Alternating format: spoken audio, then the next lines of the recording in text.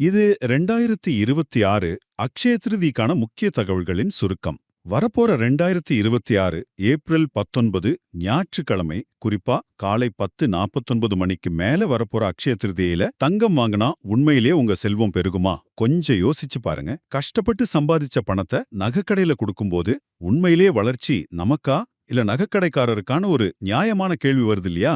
இந்த மாயைகளை எல்லாம் தாண்டி அன்னைக்கு நிஜமா என்னதான் செய்யணும்னு இப்ப பாப்போம். இதுல நாம கவனிக்க வேண்டிய 3 முக்கிய விஷயங்கள் இருக்கு. முதலாவது, அக்ஷய திருதியில நாம என்ன செய்யறோமோ அதுதான் அக்ஷய பாத்திரம் மாதிரி பெருகும்னு ஒரு நம்பிக்கை இருக்கு. அப்போ தங்கம் வாங்க பணத்தை செலவு செஞ்சா செலவு தானே பெருகும். அதுவும் கிரெடிட் கார்டு மூலமா கடனுக்கு வாங்கினா வருஷம் முழுக்க உங்களோட கடன் சுமை தான் அதிகரிக்கும். இரண்டாவது, உங்க செல்வத்தை பெருக்க பணத்தை வெளியே கொடுக்கறதுக்கு பதிலா அதை வீட்டுக்குள்ள கொண்டு வரணும். ஏப்ரல் 19 அன்னைக்கு காலையில 11 மணிக்கு மேல நேரா ஏடிஎம்முக்கு போங்க.